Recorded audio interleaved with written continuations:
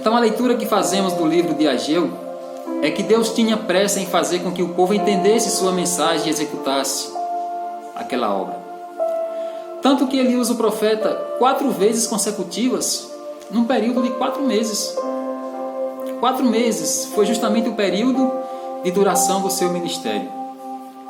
O profeta Ageu, também chamado de embaixador do Senhor. Então, a partir do capítulo 1, versículo 1 a 15 de Ageu, está escrito a primeira mensagem do primeiro dia do 6º mês.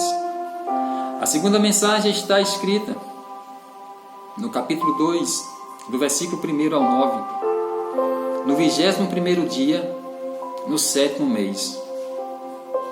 A terceira mensagem, escrita no capítulo 2, versículos 10 a 19,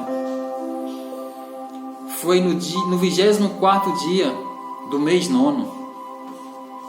E a quarta e última mensagem está escrito no capítulo 2, dos versículos 20 ao 23, também foi no 24º dia do 9º mês.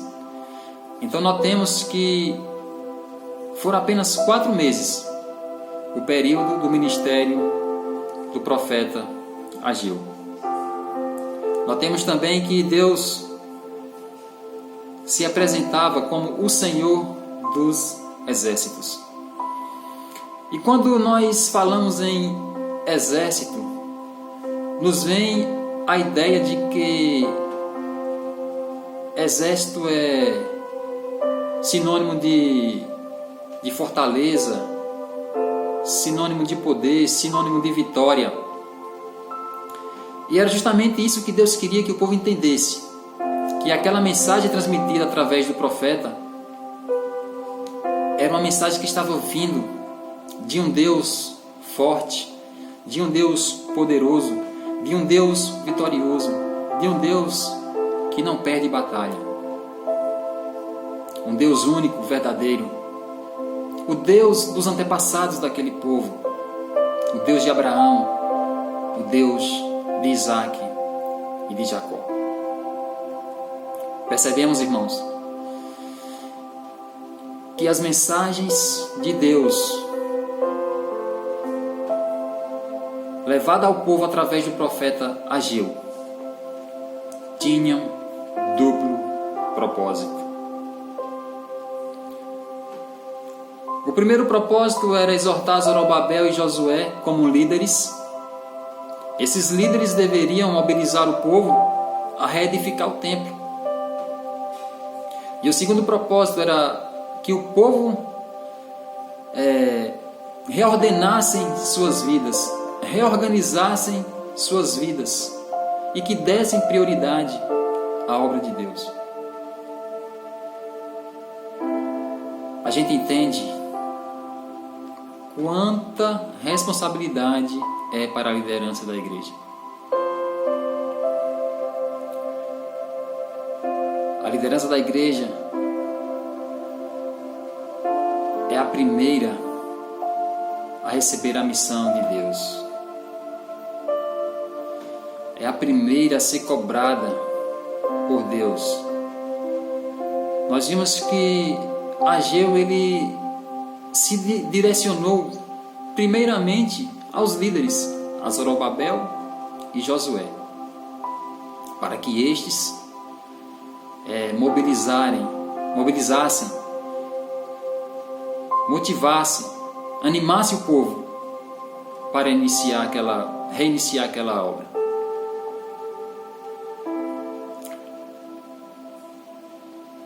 E surge uma pergunta: qual era o objetivo do povo ao retornar para Jerusalém? O objetivo era justamente de reconstruir a cidade e o templo. Mas como já dissemos, muitos empecilhos surgiram. Empecilhos esses que causaram desânimo, descontentamento entre o povo e até muitas desculpas para que eles não continuasse com aquela obra, para que eles não executassem a obra de Deus. Os irmãos acham que Deus estava se agradando daquilo? De forma alguma. Deus não estava gostando nada daquela atitude do povo. O povo havia desprezado a obra, havia abandonado a obra de Deus. Estavam preocupados com seu próprio bem-estar pessoal. E aí no capítulo 1, versículo 2, nós percebemos que a mensagem de Deus é uma mensagem direta, uma mensagem dura. Ele diz assim: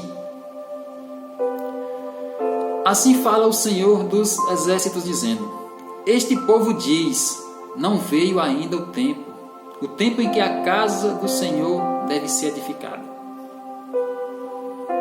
Aqui nós vemos mais uma desculpa do povo para não continuar. Talvez por uma interpretação errada da Escritura. E às vezes, uma interpretação errada também nos leva a tomar decisões erradas. O versículo 4 diz assim: o Senhor: é para vós tempo de habitardes nas vossas casas estucadas, e esta casa há de ficar deserta? Versículo 5: ora, pois, assim diz o Senhor dos Exércitos: aplicai o vosso coração aos vossos caminhos. O povo havia saído dos caminhos do Senhor. O povo havia abandonado a obra de Deus. A preocupação era cada um cuidar de suas próprias casas. No entanto, o objetivo do regresso não era priorizar o bem-estar pessoal. Não era deixar a obra de Deus inacabada. O coração do povo não estava mais inclinado para a obra de Deus, para a obra do Senhor. Por isso Deus adverte eles. Deus começa a cobrar do povo. Deus começa a exigir do povo dedicação, zelo, compromisso pela sua obra. É para vós tempo de habitardes nas vossas casas estucadas, e esta casa há de ficar deserta. Ou seja, Deus está dizendo para aquele povo: enquanto vocês estão aí em suas casas, apaineladas, forradas, bem cuidadas, bonitas e confortáveis, Deus estava dizendo: a minha casa está lá, inacabada, abandonada, sem teto. Por isso Deus chamou a atenção do povo para a responsabilidade e para o compromisso com a sua obra.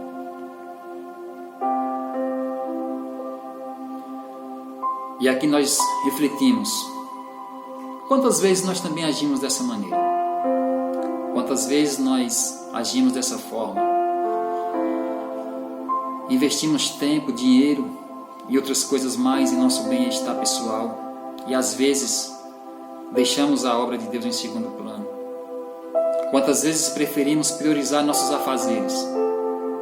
E a obra de Deus, como fica?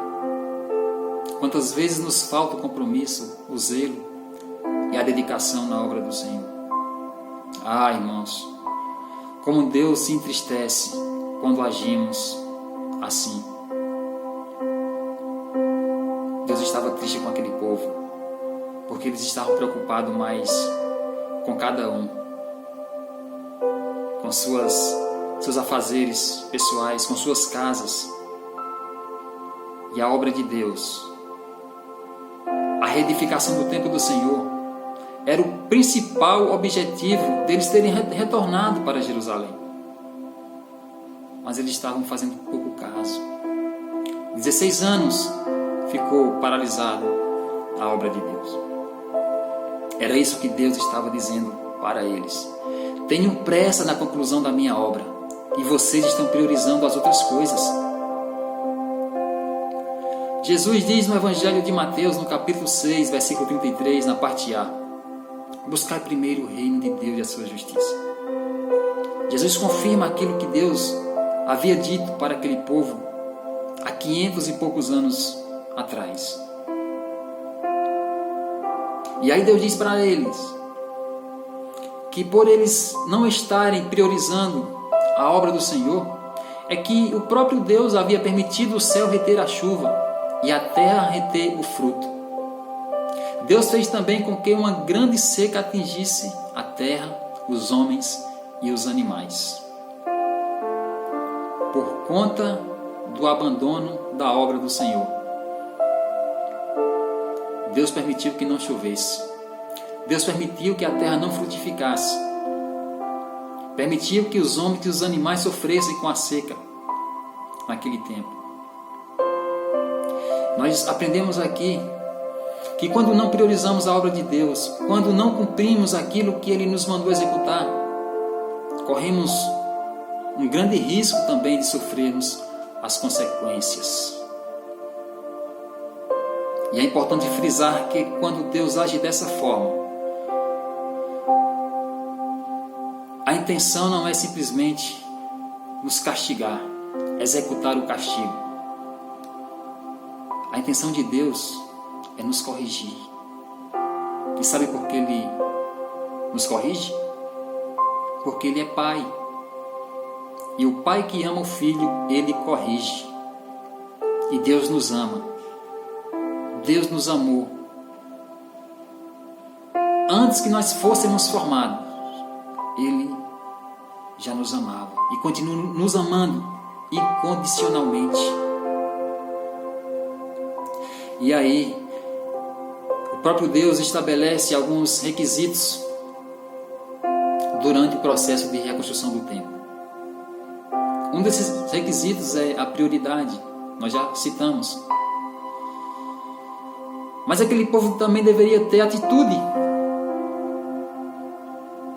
No capítulo 1, versículo 8, Deus orientando aquele povo, Ele diz o seguinte: subi o monte e trazei madeira, e edificai a casa, e dela me agradarei, e eu serei glorificado, diz o Senhor. Atitude, o povo deveria ter atitude. Mãos a obras. A obra de Deus não podia ficar parada. O outro requisito é cooperação. Versículo 14 do capítulo 1.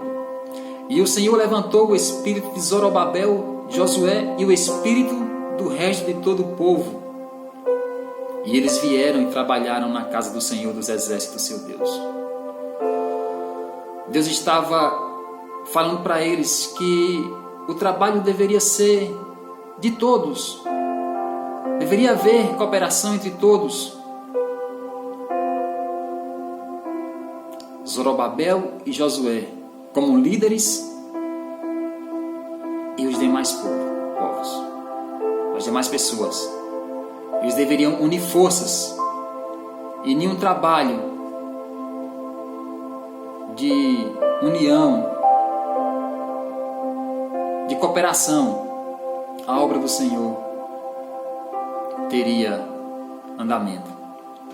O outro requisito é reconhecimento que tudo pertence ao Senhor.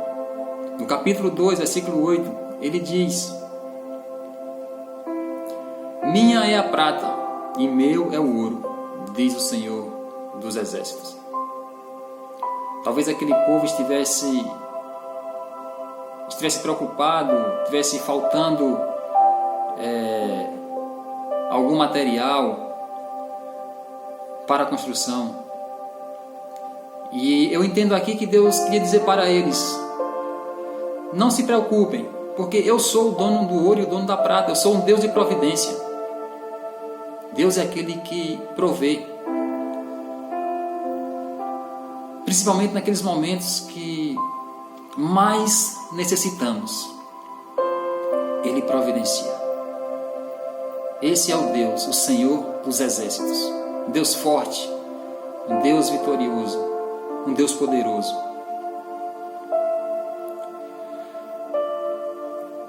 E depois que aquele povo concluiu a obra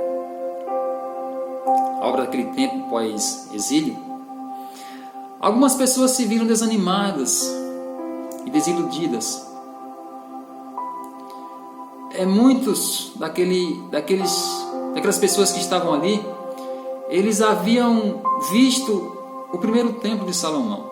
Então, quando eles concluíram aquela obra, eles perceberam que aquele templo era um pouco inferior ao templo de Salomão. Era um templo mais humilde. E eles consideraram aquele templo como nada em comparação à magnificência do templo construído por Salomão. E aí Deus encoraja o povo com 3 promessas.